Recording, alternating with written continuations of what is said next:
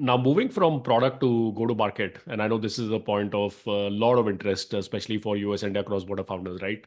Of course, you had a very specific context. I mean, you had actually spent significant time in the Bay Area in the US, and then kind of moved back. And Hivel is a cross border company. Um, what has been the journey on the go to market side? What are the things that you tried? What did you discard? What worked? What didn't work? And then cut to today, what is it that's working?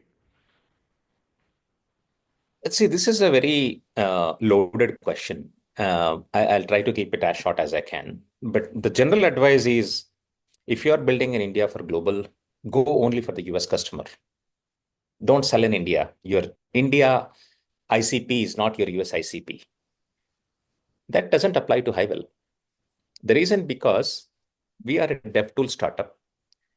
The way GitHub and Jira are used in India, it is the same way it's used globally. Right? Now that changes the complete thing. I'm like, no, we don't build any single feature that is specific to a region. So we are very excluded from the general advice. People talk about cross borders and how to sell, where to sell. So we sold to India, we sold to US, our first customers, and Hivel being a cross border company, very luckily, our customers are also cross border. We have the leader sitting out of the US, team sitting out of India. So that became very unique strength and value to Hivel.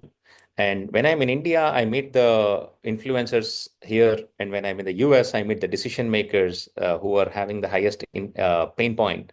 And these are the people who are executing it. So that gave us a unique leverage to sell both, talk to both US and India and understand them deeper.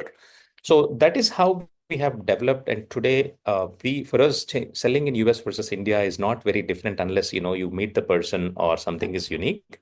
So me being a US citizen, and like you said, I spent good enough time in the Valley, understanding the culture and persona there, working with engineers in the US.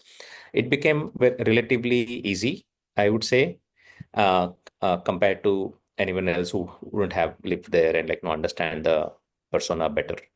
So we sold both in India as our first two customers were in India. Our next two customers were in Africa.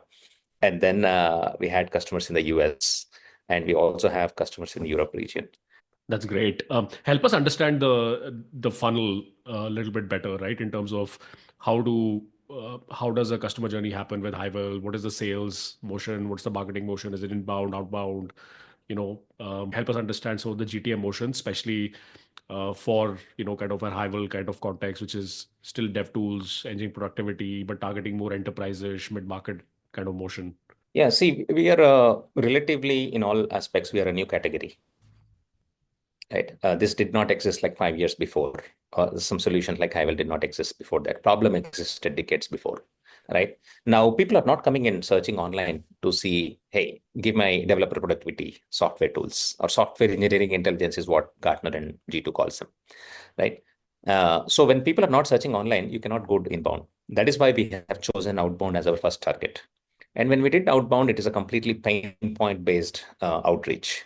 So we have multiple things that work for us. One is outbound. When we talk about outbound, it's about LinkedIn email calling. The second thing that really worked for us is events and meeting people in person. In B2B SaaS, they say that you need to know the founder behind the software.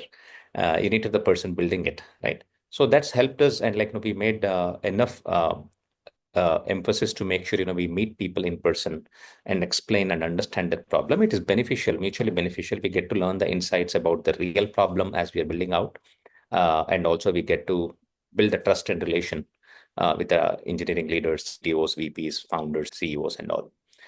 That's how we have done this event till date. We do both events and outbound. Definitely now there is a lot of thought leadership content out there. Recently, last week, we launched something called Highwell Pulse, which allows me to share the thought leadership that I'm learning from all the fellow CTOs, engineering leaders across the globe. And talking about these events, next week, I'll be traveling from coast to coast, touching from Seattle to Los Angeles, San Jose, Phoenix, then doing Austin, and then going to Charlotte completely. So we are meeting a bunch of dozens of leaders across the US. So this is what is working for us so far, I would say. And just tactically on the event side for all dev tool founders, out there who are listening, especially cross border, what are some of the events that you would recommend that they definitely attend, especially in the US? CTOs are one of those personas. I'm like, no, very hard. They don't travel as much, or they do not have a lot of events like how any other sales leaders or marketing leaders would have, right? So there are very less of them. What I've really realized is there's something, I'm like everything around AWS, Salesforce, Google, Microsoft doing it. There you'll see a lot of these leaders. The second one is engineering leadership focused. There is a Plato event out there in San Francisco. We have seen good results there. There's an engineering leadership conference, ALC, that happens in SFCT every year. These are very, very targeted events, either from any of the cloud providers or these big players where the CTOs are going. And especially if you want enterprise CTOs, that's where they are, right? Um, those are the kind of events. And in addition to all of these things, we host dinners ourselves. We bring in a handful of people and we ensure it's a very small set of people, like 10 to 12 people, CTOs, and have a very authentic conversations because we all struggle with the same problems, and we want a safe space to kind of reach and chat and share knowledge. So those events have worked really well for us. And then in terms of these events, especially as an early stage founder, pre-PMF, kind of sub 1 million ARR, um, do you recommend kind of getting speaking slots or booths, or is kind of working the room enough? What is the kind of prep that needs to happen? Because there's always this ROI question, right? Especially with kind of Indian startups, right? Your resources are still very constrained. And so how do you get the most ROI out of all these events? Any best practices or learnings there? See, if it is 1,000 people event of your persona, you cannot cover the whole, meet all the people. Then I would go for a booth. You need to be there. People need to see you. They need to recognize the brand. If it is a persona, is like, for example, you say AWS, right? You may have like 10% CTOs, for example, or 5% CTOs. You don't need a booth. You need to go find out where the CTOs are hanging out on the AWS event. Are they all, what kind of sessions are they listening to? Are the mid-market CTOs? Are the enterprise CTOs? If yes, what are their problems? Digital transformation, cloud transformation, whatever it could be, right? You need to search for those kind of things and see where those CTOs are hanging out and go meet them. So that is how I would do. And especially when large events, when you have less of your people persona, there is like 1 in 10 chances of having an actual CTO walk by your booth or a VP leader, right? So those places I would try to go find where they are rather than having them come to you.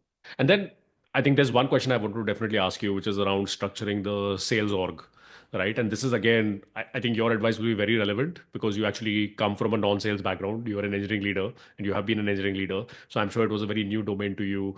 How did you go about structuring the initial kind of sales organization for kind of this kind of an outbound motion, splitting across US, India? Do you have local hires here in the US now at this stage? Walk us through kind of the experiments and journey there. Sales org in the beginning has to be just one person, the founder. Right. The sales org, we did not have any sales org. First 10 to 12 deals, I closed it personally myself, not knowing the ropes of sales processes. I have to do it myself. The reason I was able to do was when I'm very passionate about this whole problem. I personally faced it and I could, the CTOs could resonate with me very easily. And that's how I was able to close the deals. Um, Now, the sales org, when it comes, I would say it's about affordability. To hire people in the US, it's not easy. One is we need to afford as a founder, as a company, young company, pre-PMF. Two, good talent needs to trust us. A founder is sitting out of India and you hire a sales leader with 250K in the US. I'm like, no, they're not gonna trust. I'm like, who is this guy? Can he pay me? Right? So that all of those becomes a big challenge, right? Practically. Instead, what I would say is the founder should go camp out in the US, sit close to the customer. So it's okay to do a hybrid where you keep travel like 2-3 months a year or 4 months a year. Do instead of doing a long stay in the US, people can do multiple trips, right? Long stay in the US, I feel that people would lose execution speed on the ground here in India. So you cannot, because these are the small teams, right? I'm like, we're talking about pre-PMF, like probably teams are like 8 people, 10 people, and the founder is the one who is making the decisions. There's no process. They don't know what to build for the next 2 weeks. And the founder sits out of the US. You don't know what happens here. So my approach would be to go do the sales yourself as a founder, do multiple trips, alternate months to the US. I travel so much between both US and India because here you're building, there you're selling. You need to be in both the places until you really find out and you know the playbook and what works. You can hire, because in the pre-PMF you don't even know who's your ICP. So you need to hire a different person based on your ICP. If you're selling to the developers, your salesperson is different. You're selling to the managers, it's different. You're selling to the CTOs, it's different. If you're selling to SMB, which is a 10K, 25K for a mid-market, or 50K and above enterprises, is a different persona, right? If you yourself don't know who is your ICP and all, how can we hire somebody? So, long story, but the quick answer is go figure it out yourself. Travel, it's going to be painful, but that's what we have signed up for. Yeah, I think the founder-led sales shuttling model until you get to that repeatable playbook, right? And then hopefully by the time you have a repeatable playbook, you have PMF, you can raise more capital, um, and then you can kind of start building the team out. I think I see that a lot of founders kind of really coming to that kind of a playbook.